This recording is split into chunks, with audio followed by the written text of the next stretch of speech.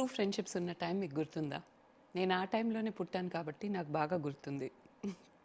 I feel ancient but it is what it is. So నా లైఫ్‌లో నేను చాలా టైప్స్ ఆఫ్ ఫ్రెండ్షిప్ చూసాను. ఓన్లీ అమ్మాయిలతో ఫ్రెండ్షిప్స్, గ్యాంగ్ ఫ్రెండ్షిప్స్. కొన్ని ఫ్రెండ్షిప్స్‌లో నన్ను గ్రూప్ నుంచి బయట తరిమేశారు. కొన్ని టాక్సిక్ ఫ్రెండ్షిప్స్. కాలేజ్‌లో ఒకే ఒక అమ్మాయి మీద డిపెండ్ అవ్వడం, తను రాకపోతే బాధపడడం. I used to feel so last. తర్వాత నా వర్క్ ప్లేస్‌లో మేల్స్‌తో ఫ్రెండ్షిప్ అండ్ సీజనల్ ఫ్రెండ్షిప్స్ లాంటివి. ఒక్కొక్కసారి అసలు ఫ్రెండ్షిప్ అనే కాన్సెప్ట్‌లో ఏమైనా నిజాయితీ ఉందా అని అనిపించేది. ఒక చిన్న స్టోరీ మీకు చెప్తాను. నేను యాక్టింగ్ చేస్తున్న సమయంలో నాతో పాటు కలిసి యాక్ట్ చేస్తున్న 2 వెరీ పాపులర్ టీవీ హీరోయిన్స్. వాళ్ళని actress A and actress B అని పిలుచుకుందాం. అందరూ వాళ్ళ ఫ్రెండ్షిప్ గురించి కథలు కథలుగా చెప్పుకునేవారు. అందరెందుకు? వాళ్ళే ప్రతి ఒక్కటి కలిసి చేయడం, ఒకరింట్లో ఫంక్షన్ ఉంటే ఇంకొకరు వాళ్ళకంటే ఎక్కువ పని చేయడం, కలిసి తిరగడం, ట్రిప్స్‌కి వెళ్ళడం. అసలు ఒకరిని ఒకరు వదిలి ఉండలేరు అన్నట్టు ప్రొజెక్ట్ చేసేవారు. అండ్ బెస్టీస్ ఫరెవర్ అని మొత్తం సోషల్ మీడియాలో ప్రచారం అనమాట. ఒకరోజు యాక్ట్రెస్ ఏ వచ్చి యాక్ట్రెస్ బి గురించి నాకు ఏదో చాలా మీన్‌గా చెప్పింది. ఓకే. నేను షాక్ అయిపోయాను. బికాజ్ ఐ థాట్ దట్ వాళ్ళు బెస్ట్ కంటే బెస్ట్ ఫ్రెండ్స్ కదా! అని ఎందుకొచ్చింది గొడవ యాక్ట్రెస్ బికి నేనేం చెప్పలేదు. And it is not right also కదా! సో, కొన్ని రోజుల తర్వాత యాక్ట్రెస్ బి వచ్చి నాకు యాక్ట్రెస్ ఏ క్యారెక్టర్ గురించి ఏదో చెప్తూ, మీరసలు తనని చూసారా? తను ఎప్పుడైనా ఎవ్వరి గురించైనా మంచిగా మాట్లాడుతుందా? చివరికి నా గురించి కూడా ఎలా మాట్లాడుతుందో నాకు తెలుసు అన్నట్టు చెప్పింది. వామ్మో! ఇది నాకు సెకండ్ షాక్ అనమాట. అంటే లోలోపల వాళ్ళు ఒకరొకరి గురించి ఎలా ఆలోచిస్తున్నారని వాళ్ళకి తెలిసి కూడా పైపైన ఈ నాటకమంతా. వాళ్ళిద్దరూ ఒకరికొకరు ఫూల్ చేస్తున్నారని వదిలేయండి.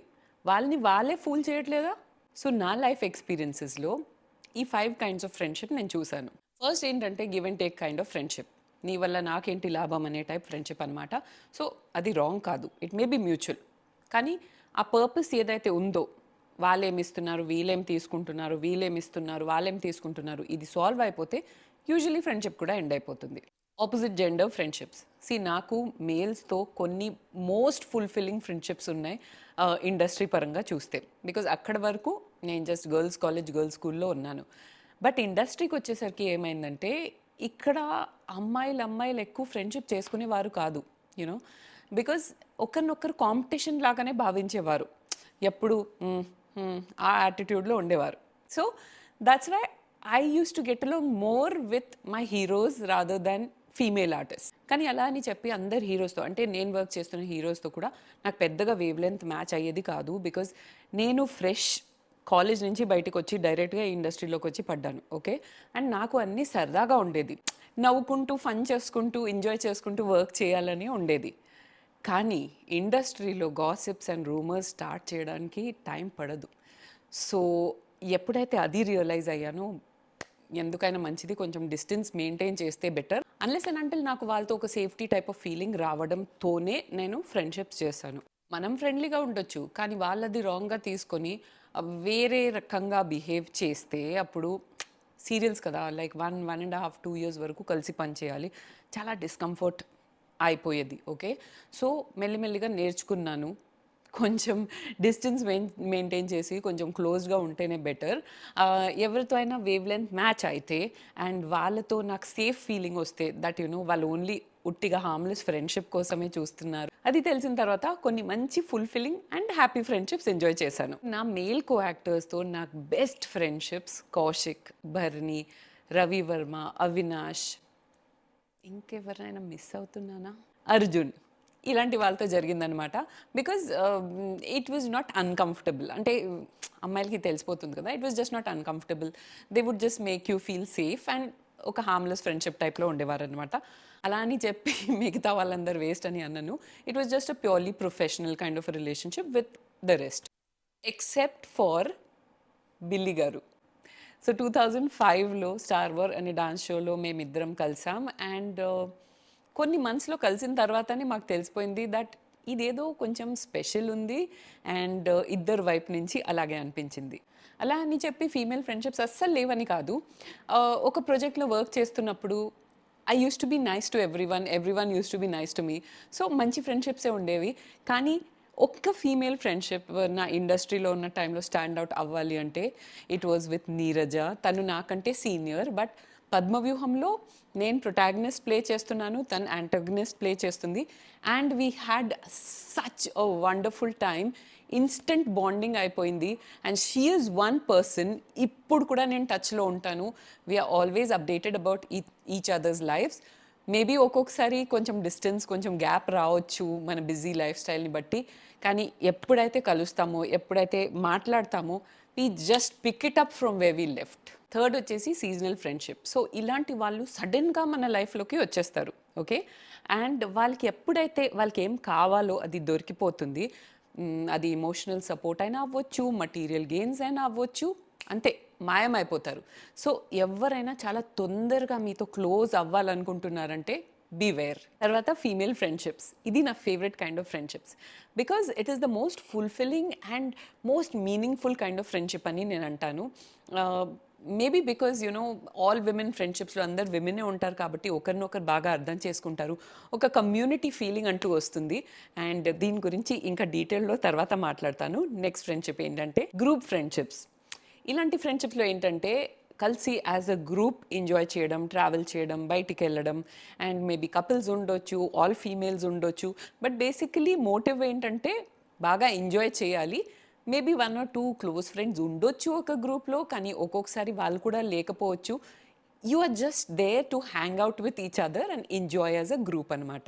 సో ఈ వీడియోలో ట్రూ అండ్ మీనింగ్ఫుల్ ఫ్రెండ్షిప్స్ నేను ఎలా డెవలప్ చేయగలిగాను, అండ్ మీరు కూడా అది ఎలా డెవలప్ చేయొచ్చు without investing your emotions in the wrong place, heart breaks. And friendship అనేది ఒక బిటర్ ఎక్స్పీరియన్స్ కాకుండా హ్యాపీగా ఫ్రెండ్షిప్స్ని కల్టివేట్ చేసి, డెవలప్ చేసి, దాన్ని లైఫ్ లాంగ్ ఉండేలాగా ఎలా చేయొచ్చు అనేది చెప్తాను. సో నా 30th బర్త్డేకి ఒక లైఫ్ చేంజింగ్ డెసిషన్ తీసుకున్నాను.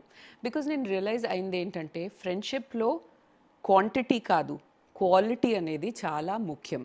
వార్డ్రోబ్ని స్ప్రింగ్ క్లీనింగ్ చేసినట్టు నా లైఫ్నే క్లీనప్ చేసేసాను. అన్నెసెసరీ మీనింగ్లెస్ ఫ్రెండ్షిప్స్ కంటే మీనింగ్ఫుల్ నర్చరింగ్ ఫ్రెండ్షిప్స్ అనేది ప్రతి ఒక్క హ్యూమన్ బీయింగ్కి అవసరం. పేరుకి ఇంతమంది ఫ్రెండ్స్ ఉన్నా వాళ్ళందరిలో నా ట్రూ లవింగ్ అండ్ రియల్ ఫ్రెండ్స్ని ఫిల్టర్ చేసేసి వాటిని ఒక సీడ్ లాగా తీసుకొని నా హార్ట్ అనే గార్డెన్లో నాటేసి దాన్ని ఇన్ని ఇయర్స్ వాటర్ చేసి ఇప్పుడు ఆ ఫ్రెండ్షిప్ బ్లాసమ్ అయితే దాని కింద, దాని నీడ కింద హ్యాపీగా కూర్చొని మేమంతా ఎంజాయ్ చేస్తున్నాం. ఫ్రెండ్షిప్ ఎలా ఉండాలంటే మన హస్బెండే అనాలి. రష్మి అండ్ సుమన్ లాంటి ఫ్రెండ్స్ ప్రతి ఒక్కరికి జీవితంలో ఉండాలి అని అన్నారు తెలుసా. అసలే హస్బెండ్స్ అండ్ ఫ్రెండ్స్ తెలుసు కదా, మ్యాచ్ అవ్వరు పెద్దగా. సో మా గ్రూప్లో 6 ఉన్నాం. అందులో నేను, సుమన్, రష్మి బాగా క్లోజ్, బికాజ్ ఎక్కువ కలుస్తూ ఉంటాం, దగ్గర ఉంటాం అనమాట. అలా అని చెప్పి మిగతా వాళ్ళు క్లోజ్ ఫ్రెండ్స్ అని కాదు, they are also equally close. But just వీళ్ళిద్దరూ నేను ఎక్కువ కలుస్తూ ఉంటాం. ఈ ఫ్రెండ్షిప్ ఫస్ట్ స్టాండర్డ్ నుంచి ఉంది అంటే మీరు నమ్ముతారా? So what makes this friendship work? కొన్ని ఇంపార్టెంట్ పాయింట్స్ చెప్తాను. ఐ హోప్ ఫ్రెండ్షిప్ అనే పర్సెప్షన్ మీకు కూడా మారుతుంది. అండ్ ఇలాంటి ట్రూ అండ్ సెల్ఫ్లెస్ ఫ్రెండ్షిప్స్ని మీరు కూడా ఎక్స్పీరియన్స్ చేస్తారు. Rule number 1, never judge your friends. అంటే వాళ్ళు ఏదైనా డిఫరెంట్గా చేస్తున్నారు, లేదంటే డిఫరెంట్గా బిహేవ్ చేస్తున్నారు అంటే give them the benefit of doubt. Maybe వాళ్ళ లైఫ్లో ఏదో జరుగుతూ ఉండొచ్చు, అందుకే వాళ్ళు ఎలా రియాక్ట్ అవుతున్నారో అలా అవుతున్నారనమాట. ప్రతి ఒక్కటి ఈగోలోకి తీసుకుంటే ఆ ఫ్రెండ్షిప్ లాంగ్గా సస్టైన్ అవ్వదు. ఓకే, ఫర్ ఎగ్జాంపుల్ మీరు ఒక పార్టీ త్రో చేశారు, అక్కడ మీకు అందరు ఫ్రెండ్స్ వచ్చారు, ఒక అమ్మాయి రాలేదు. సో ఈ అమ్మాయి రాలేదు కదా, సరే నెక్స్ట్ టైం తను పిలిస్తే నేను వెళ్ళను, నేను కూడా చూపిస్తాను. That it doesn't work that way guys. You have to give them the benefit of doubt. Okay, in fact వాళ్ళతో మాట్లాడండి next day, that why didn't you turn up, ఏదైనా జరిగిందా, ఆల్ ఓకేనా అని చెప్పి మాట్లాడండి. సమ్టైమ్స్ ఆ కాన్వర్జేషన్ అనే బ్రిడ్జే కావాలి. ఆ బ్రిడ్జ్ని కాలపెట్టడం అనేది చాలా ఈజీ, కానీ ఆ బ్రిడ్జ్ని మంచిగా మెయింటైన్ చేయడమే కష్టం. Rule number 2, never criticise your friends. మా గ్రూప్లో ఒకరొకరికి మేము బిగ్గెస్ట్ చియర్ లీడర్స్ అనమాట. We're always complimenting each other, that ఏం కనిపిస్తున్నావు ఈరోజు, చాలా మంచి పని చేసావు, చాలా మంచిగా ట్రై చేస్తున్నావు అని చెప్పి అలా చియర్ లీడర్స్ లాగా ఒకరినొకరు బాగా ఎంకరేజ్ చేస్తూ ఉంటామన్నమాట. బికాజ్ ఫ్రాంక్లీ స్పీకింగ్ గైస్, ప్రతి ఒక్కరి లైఫ్లో ప్రాబ్లమ్స్ ఉన్నాయి, చాలా ప్రాబ్లమ్స్ ఉండొచ్చు. Okay, everyone is trying they best to hustle through life. అలాంటప్పుడు ఫ్రెండ్స్గా మన డ్యూటీ ఏంటంటే ఆ ఆ ఆల్రెడీ కష్టం అండ్ టెన్షన్లో ఉన్న లైఫ్లో ఇంకా చిచ్చు పెట్టడం కాదు. We need to uplift them, give them the right spirit to grow and be more happy. You don't have to be critical all the time and మీ ఫ్రెండ్స్ మీ కమాండ్స్ని ఫాలో చేయాలి అన్నట్టు ఆ టైప్ ఆఫ్ ఈగో మెంటాలిటీతో ఉండకండి. Because everyone has a right to feel what they are feeling. So don't criticise. Rule number 3, no strings attached. So నేను మీకు చెప్పినట్టు మాకు ఒక ఫెయిర్లీ లార్జ్ గ్రూప్ ఉంది, 6 ఉన్నాం అనమాట. సో ఎప్పుడైనా కలవడానికి మేము ప్లాన్ చేస్తే అందరూ అవైలబుల్ ఉంటారని రూల్ ఏం లేదు కదా. కొంతమంది ఫ్రీ ఉండొచ్చు, కొంతమంది బిజీ ఉండొచ్చు. అలా అని చెప్పి 2 or more రూల్ అని మేము ఫామ్ చేసాం ఒకటి. అందులో ఏంటంటే ఇద్దరు ఫ్రీగా ఉన్నారు, లేదంటే ఇద్దరు కంటే ఎక్కువ ఎవరైనా ఫ్రీగా ఉన్నారంటే వాళ్ళు కలవచ్చు అండ్ మిగతా వాళ్ళు కంప్లైంట్ చేయకూడదు అని. సో ఎవ్వరూ బాధపడరు దాన్ని నేను లేకుండా ఎలా కలిసారు, మీరు వెళ్తారా, అవన్నీ లేవు. సో ఆ కాంప్లికేషన్ లేకపోతే ఫ్రెండ్షిప్ చాలా హ్యాపీగా ఉంటుంది. ట్రస్ట్ మీ గైస్, ఇలాంటి ఒక రూల్ మీ ప్రతి ఒక్కరి గ్రూప్లో మీరు అప్లై చేయాలి. Rule number 4, no money transactions. See I feel that friendships money transactions వల్ల చెడిపోతాయి. ఓకే, చాలా హారబుల్గా అది ఆ రిలేషన్షిప్పే కూలిపోతుంది, మళ్ళీ అది బియాండ్ రిపేర్ అయిపోతుంది. I have seen such ugly things happen in friendships.